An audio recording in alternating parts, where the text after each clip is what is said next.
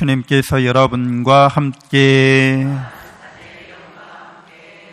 마르코가 전한 거룩한 복음입니다. 그때 예수님께서 배를 타시고 건너편으로 가시자 많은 군중이 그분께 모여들었다. 예수님께서 호숫가에 계시는데 야이로라는 한 회당장이 와서 예수님을 뵙고 그분 발 앞에 엎드려 제 어린 딸이 죽게 되었습니다. 가셔서 아이에게 손을 얹으시어 그 아이가 병이 나아 다시 살게 해주십시오 하고 간곡히 청하였다. 그리하여 예수님께서는 그와 함께 나서시었다. 많은 군중이 그분을 따르며 밀쳐댔다. 그 가운데 12해 동안이나 하여라는 여자가 있었다. 그 여자는 숱한 고생을 하며 많은 의사의 손에 가진 것을 모두 쏟아부었지만 아무 효험도 없이 상태만 더 나빠졌다. 그가 예수님의 소문을 듣고 군중에 섞여 예수님 뒤로 가서 그분의 옷에 손을 대었다. 내가 저분의 옷에 손을 대기만 하여도 구원을 받겠지 하고 생각하였던 것이다. 과연 곧 출혈이 멈추고 병이 나은 것을 몸으로 느낄 수 있었다. 예수님께서는 곧 당신에게서 힘이 나간 것을 아시고 군중에게 돌아서시어 누가 내 옷에 손을 대었느냐 하고 물으셨다. 그러자 제자들이 예수님께 반문하였다. 보시다시피 군중이 예수님을 밀쳐대는데 누가 나에게 손을 대었느냐 하고 물으십니까? 그러나 예수님께서는 누가 그렇게 하였는지 보시려고 사방을 살피셨다.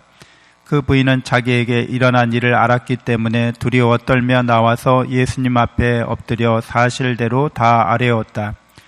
그러자 예수님께서 그 여자에게 이르셨다. 딸아, 네 믿음이 너를 구원하였다. 평안히 가거라. 그리고 병에서 벗어나 건강해져라. 예수님께서 아직 말씀을 하고 계실 때 회당장의 집에서 사람들이 와서는 따님이 죽었습니다. 그러니 이제 스승님을 수고롭게 할 필요가 어디 있겠습니까? 하고 말하였다. 예수님께서는 그들이 말하는 것을 곁에서 들으시고 회당장에게 말씀하셨다. 두려워하지 말고 믿기만 하여라. 그리고 베드로와 야고보와 야고보의 동생 요한 외에는 아무도 당신을 따라오지 못하게 하셨다. 그들이 회당장의 집에 이르렀다. 예수님께서는 소란하는 광경과 사람들이 큰 소리로 울며 탄식하는 것을 보시고 안으로 들어가셔서 그들에게 어찌하여 소란을 피우며 울고 있느냐? 저 아이는 죽은 것이 아니라 자고 있다 하고 말씀하셨다. 그들은 예수님을 비웃었다. 예수님께서는 그들을 다 내쫓으신 다음 아이 아버지와 어머니와 당신의 일행만 데리고 아이가 있는 곳으로 들어가셨다. 그리고 아이의 손을 잡으시고 말씀하셨다. 탈리다 쿰, 이는 번역하면 소녀야 내가 너에게 말한다 일어나라는 뜻이다. 그러자 소녀가 곧바로 일어서서 걸어다녔다. 소녀의 나이는 12살이었다. 사람들은 몹시 놀라 넋을 잃었다. 예수님께서는 아무에게도 이 일을 알리지 말라고 그들에게 거듭 분부하시고 나서 소녀에게 먹을 것을 주라고 이르셨다. 주님의 말씀입니다.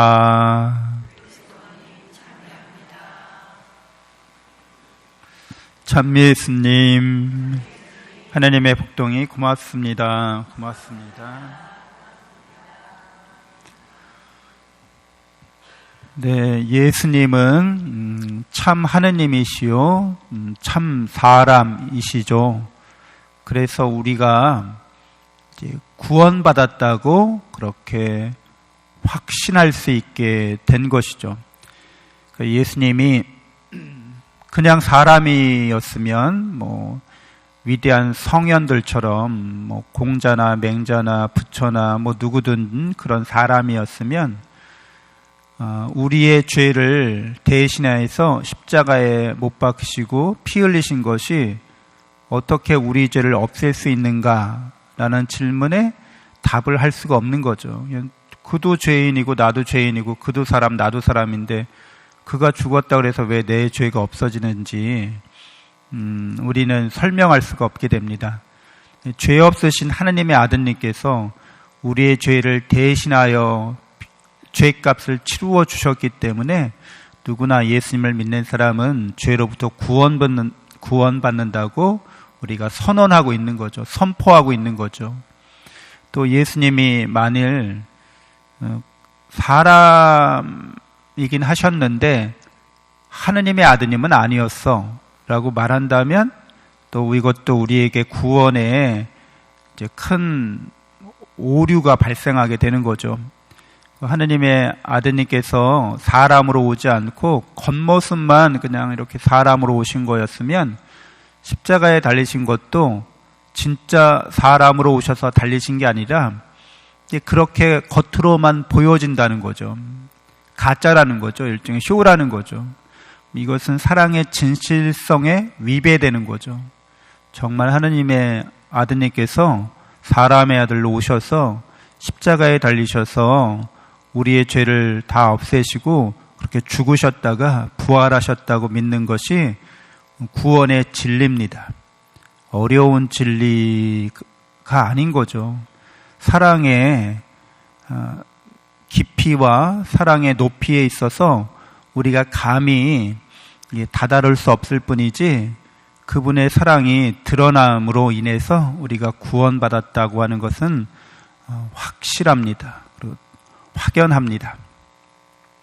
예수님을 믿는 사람들은 이제 성경이 가르쳐주는 대로 우리가 예수님을 닮은 사람들이라는 거죠. 우리 모습대로 우리와 비슷하게 사람을 만들자 했을 때 하느님께서 당신의 아드님을 보시고 우리를 만드신 거예요. 그러니까 우리의 원형이시죠. 인간의 원형, 참 사람이라고 하는 거예요. 사람의 아들, 하는 참된 사람으로서 예수님이 계시다는 거죠. 우리가 그 예수님을 닮은 자라는 거죠. 그래서 이렇게 하느님 아버지께서 하느님 아드님의 모습을 보시고 우리를 창조했기 때문에 하느님의 아드님 예수 그리스도는 우리의 원형이시고 그 원형이 직접 사람으로 오셨다는 거예요. 그래서 참 사람이다 이렇게 말하는 거죠. 참 하느님, 참 사람. 우리는 어떻게 되는 거예요? 그러면은 닮은 존재인 거죠. 하느님을 닮은 존재, 예수님을 닮은 존재. 그래서 우리는 되어가는 하느님, 되어가는 인간이라고 말하는 거죠. 이미 완성된 하느님, 우리의 원형이 계시다는 거예요. 그분의 사랑으로 우리가 그분을 닮게 되었기 때문에 인간의 삶은 그분을 닮아가는 존재인 거죠. 되어가는 하느님이기 때문에 또 되어가는 인간이기 때문에 어떻게 잘 되어가야 하는데 어떻게 해야 잘 되어가는 거예요?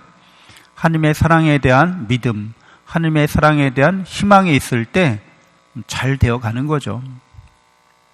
그래서 우리가 이 세상에서 오늘 복음에 병든 사람과 죽은 사람이 이렇게 등장하잖아요. 병든 사람 여인의 이야기는 병을 경험하는 거죠. 이 육체의 병고를 겪고 있는 겁니다. 인간은 육체의 병고도 겪고 마음의 병도 겪을 수 있어요. 근데 몸과 마음의 병을 겪는다고 한들 우리가 하느님을 닮았다는 것에는 전혀 거기에 무슨 훼손이 일어나지 않습니다. 우리가 하느님을 닮았다는 것은 영적인 거예요. 영적인 거는 하느님스러운 거라는 거죠. 하느님께서 뭐 병에 들거나 죽지 않으시는 분이거든요. 그러니까 이렇게 병에 들고 죽음을 경험하는 것들은 실제 우리의 예수님을 닮은 우리 모습에는 조금 더 손상이 가지 않는 일입니다. 실제로는. 근데 우리가 이렇게 몸을 갖고 있고 이렇게 마음을 갖고 있으면 이거는 한계를 지니고 있는 그런 대상들인 거죠. 한계를 지니고 있어요. 이 자체 내에. 백년만년 뭐 무쇠 건강, 무쇠 체력 이렇게 가질 수가 없어요.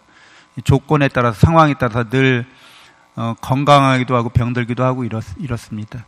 우리의 마음이 항상 이렇게 좋을 수가 없어요. 이렇게 좋았다, 이렇게 올라갔다 내려갔다 이렇게 하는 거예요. 근데 그런 일들을 우리가 겪으면서 우리가 누군지 알기 때문에 우리는 상처 있거나 손상을 입거나 또는 죽는 존재가 아닌 거죠. 왜? 우리는 되어가고 있는 존재이기 때문에.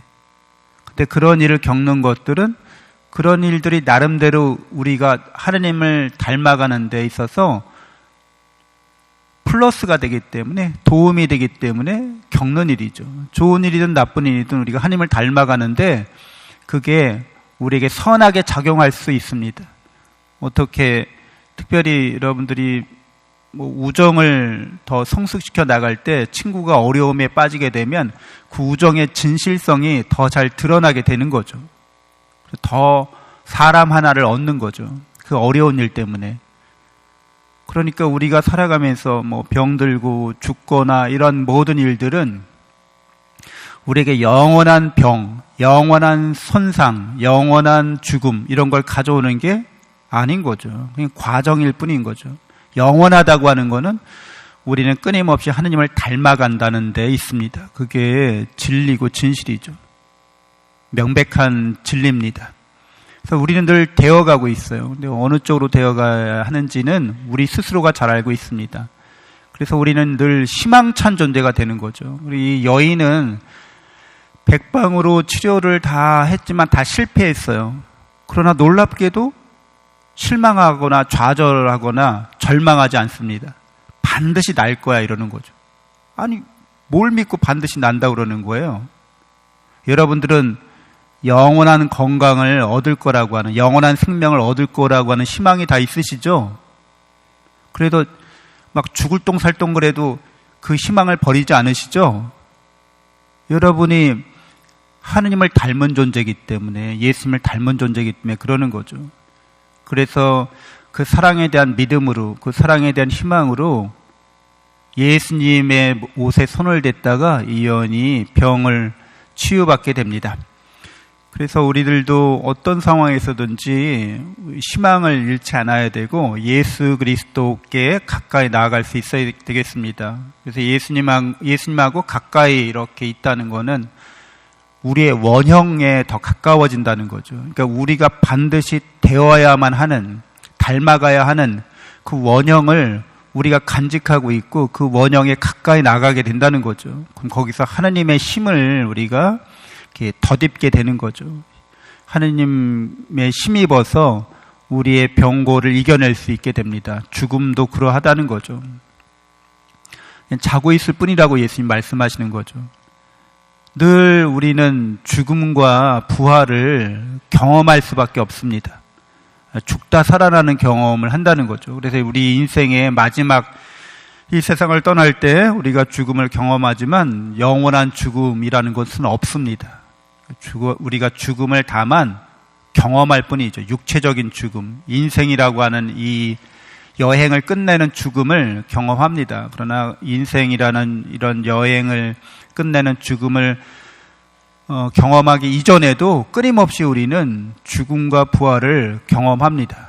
우리가 늘 거듭나고 새로워지는 것을 경험한다는 거죠. 그래서 예수 그리스도 안에서 오히려 그 죽음이 우리에게 우리의 인생에 이런 유한한 시간을 경험하게 함으로써 우리가 이 유한한 시간 안에서 우리가 얼마만큼 하나님을 닮아가야 하는지 이렇게 제한시키게 됩니다. 시간이 무한정 있으면 오늘 할 일을 내일로 미뤄도 상관없잖아요. 근데 오늘 할 일을 내일로 미루면 더 이상 일을 할 수가 없다고 하면 더 이상 미룰 수가 없는 거죠. 죽음이라고 하는 이런 유한한 시간 안에서 우리가 반드시 하느님을 얼마만큼 닮아가야 하는지 우리에게 주어져 있습니다. 그래서 늘 성실하고 충실하게 우리의 죽음을 생각하면서 내가 살아생전에 더 하느님을 닮아가야겠다고, 그런 또 그 은총을 간절히 예수님께 구해야겠습니다. 잠시 묵상하겠습니다.